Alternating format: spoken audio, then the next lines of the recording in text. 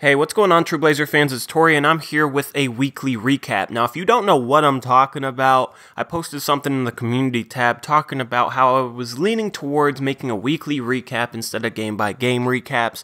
I gave some reasons in there, and I gave you guys a poll asking what you guys would want. 60% of you voted weekly recaps. A lot of you guys voted that, just taking in consideration how much easier it would be on me. So I appreciate all you guys and all your support and all the feedback that you gave me. In my recent Monday mailbag, I talked about all the reasons as to why I'm switching over to doing a weekly recap compared to a game-by-game recap, and then I also talked about some rare instances where I may surprise you with a game recap. I talked about it in the mailbag because it's shorter than this video. This video is going to be hard to keep under 9:45, and if I can't keep these videos under 9:45, then I'll just release them in two parts, part 1 and part 2. Last thing, I will also be releasing these on Sunday. I know it's a Tuesday. I need some time to gather up some footage and stuff that I'm talking about. It might even be coming out Wednesday morning. I'm not sure. I'm going to put a lot of work into editing footage for these videos, but after this initial weekly recap, they will be released on Sunday. So I'm not going to waste any more time. Let's jump into this action from the past 3 games or so, because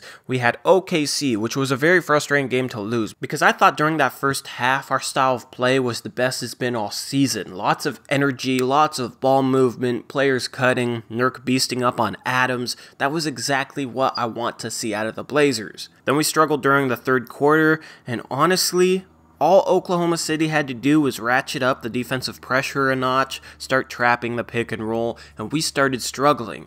That's been our Achilles heel for the past few years. It's the reason why we lost in the playoffs, and we got to figure out an answer to that. Against Houston, we got out to a lead, and then they started throwing weak traps here or there, and I know this trap was weak, but this was a lot better. I think we need to try and get as good as possible at beating the trap, to the point where we can invite the trap, where Dame will dribble back almost to half court, bring those two guys that far away from the rim, and then have an outlet pass to create a 4-on-3 advantage before one of those trapping defenders rotates back. This could create mismatches, this could create wide open great shots, and I think this is honestly what we need to figure out how to do. The problem with Dame is oftentimes he doesn't have a good outlet pass, which I think that outlet pass up the sideline is much better than the outlet pass in the middle of the floor, because it makes a defender go away from the middle of the floor to come over to the sideline and guard that outlet pass. Here, it's Aminu. But I would honestly like if this was CJ McCollum, because he's such a threat that that defense is really going to have to rotate over. And then you have Nurk, the guy who set the screen in the middle of the floor. That's a really good option. The problem here, and for example, this is CJ McCollum, but this could be Al-Farouq Aminu, this could be Harkless, this could be anybody. They're not an option to pass the ball to at this point because they're directly in line with Jusuf Nurkic. There's no passing window to skip them the ball. So their defender can kind of hedge down on Jusuf Nurkic, and essentially 2 offensive players are taken away by 1 defensive player. So that's why I love what CJ does here. While Nurkic rolls down into the top of the paint, CJ McCollum flashes up the court to create a passing window to skip the ball. Basically, it makes it so everybody's a passing option against a rotating defense. These are the type of things we need to get good at,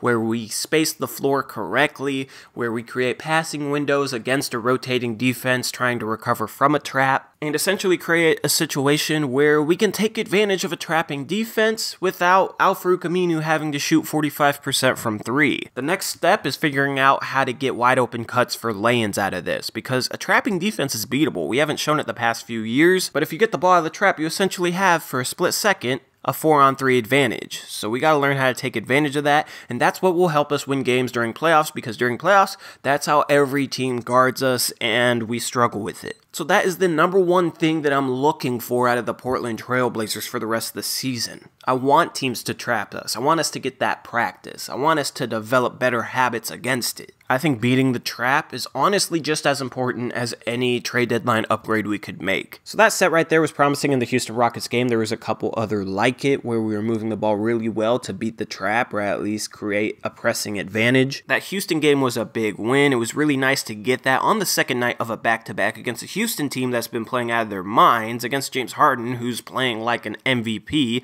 He only shot 11 for 35, so we held him to a very inefficient night. Evan Turner did a great job defensively on him, and it was important to win one of those 2 OKC and Houston games, so that Houston game was a really nice game to win. The New York Knicks game was an easy win. We looked like we were playing around with our food during the first half, and then there in the second half, we had good ball movement, we had more energy, and we put them away pretty easily. So now I'm going to talk about a few individual players. That's how I'm going to structure these weekly recaps. I'm going to talk a bit about style of play that I've seen in the past week, and then talk about some notable players. So we're going to start off with Jusuf Nurkic, who is still on a tear, and last night he didn't even play 20 minutes, but he got 20 and 8. He's been very efficient, very methodical. He's utilizing a pump fake to the best of its ability, and during his player analysis during the preseason, I said Jusuf Nurkic needs to add a solid pump fake inside the paint to his game because a lot of guys just jump at him when he gets the ball down low. He needs to develop some patience. He needs to develop a pump fake, get guys off their feet, draw fouls, or get guys off their feet and create an easy scoring opportunity for himself. That's what he's been doing, and it's been working beautifully. He's working hard to get to his right-handed hook, which I think is good. He's also finishing a lot better with his left than I've ever seen him finish. And he's said in a post-game interview that he trusts his left hand more. I think that's very important for any big man. That creates a wide range of locations that you can get a shot off from. It's very hard to defend if you can finish with both hands. But his confidence is so high right now that he's shooting shots that I don't think he's ever even practiced. I mean, do you think he's practiced this before? That's kind of a finesse flip shot, but everything within 5 feet right now is going in for Jusuf Nurkic. As I've said before, his development is key, and right now he's the second best Blazer on this team. Some advanced stats even have him as being better than Damian Lillard right now.